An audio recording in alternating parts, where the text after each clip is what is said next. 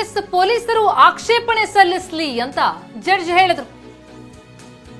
ಅಂದ್ರೆ ಇಲ್ಲಿ ಬೇಲ್ಗಾಗಿ ಏನು ಅರ್ಜಿ ಹಾಕೊಂಡಿದ್ದಾರೆ ಅದರ ವಿಚಾರಣೆಗೆ ನಡೀತಾ ಇರುವಂತದ್ದು.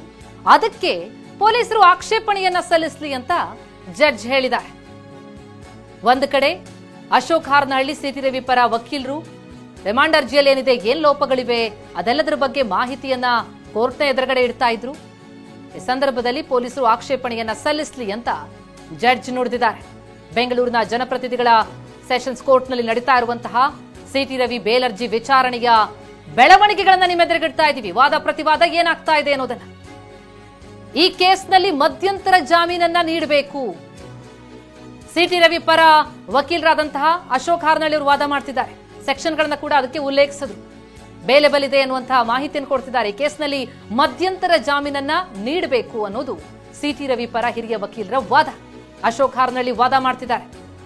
ಎಫ್ಐಆರ್ನಲ್ಲೂ ಫಿರ್ಯಾದಿ ಲಕ್ಷ್ಮೀ ಹೆಬ್ಬಾಳ್ಕರ್ ಅವರ ಸಹಿ ಇಲ್ಲ. ಸೆಕ್ಷನ್ 75 ಬಿಎನ್ಎಸ್ ಕಾಯ್ದೆಯಲ್ಲಿ ಕೇಸ್ ಹಾಕಿದ್ದಾರೆ. ಅದರ ಪ್ರಕಾರ 1 ವರ್ಷದ ಶಿಕ್ಷೆ ಇರುವಂತದ್ದು. ಈ ಕೇಸ್ನಲ್ಲಿ ಜಾಮೀನು ಕೊಡಬಹುದು, ಮಧ್ಯಂತರ ಜಾಮೀನನ್ನ ನೀಡಿ ಅನ್ನೋದು ಸಿಟಿ ರವಿ ಪರ ಅಶೋಕ್ ಹಾರ್ನಹಳ್ಳಿ ಅವರ ವಾದ.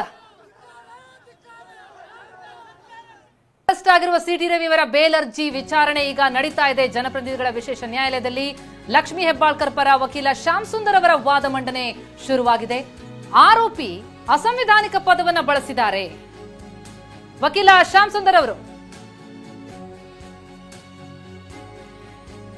ಶ್ಯಾಮ್ ಸುಂದರ್ ವಾದ ಮಾಡ್ತಿದ್ದಾರೆ.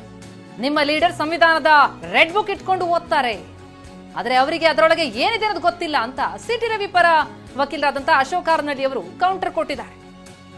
ಲಕ್ಷ್ಮೀ ಹೆಬ್ಬಾಳ್ಕರ್ ಪರ ವಕೀಲ ಶ್ಯಾಮ್ ಸುಂದರ್ ಅವರು ವಾದ ಮಂಡಿಸಿದರು. ಆರೋಪಿ ಅಸಂವಿಧಾನಿಕ ಪದವನ್ನ ಬಳಸಿದ್ದಾರೆ.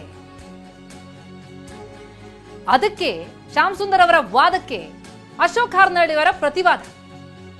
ನಿಮ್ ಲೀಡರು ಸಂವಿಧಾನದ ರೆಡ್ ಬುಕ್ ಇಟ್ಕೊಂಡು ಓಡಾಡ್ತಾರೆ ಅಂತ ಕಾಲೆಳೆದಿದ್ದಾರೆ. ಆದ್ರೆ ಅವರಿಗೆ ಅದರೊಳಗಡೆ ಏನಿದೆ ಅನ್ನೋದು ಗೊತ್ತಿಲ್ಲ ಅಂತ ಅಶೋಕ್ ಹಾರ್ನಹಳ್ಳಿ ಅವರ ವಾದ. ಲಕ್ಷ್ಮೀ ಹೆಬ್ಬಾಳ್ಕರ್ ಅವರ ವಿರುದ್ಧ ಆಕ್ಷೇಪಾರ್ಹ ಪದ ಬಳಕೆ ಮಾಡಿದ್ದಾರೆ ಎನ್ನುವಂಥದ್ದು ಈ ಪ್ರಕರಣ.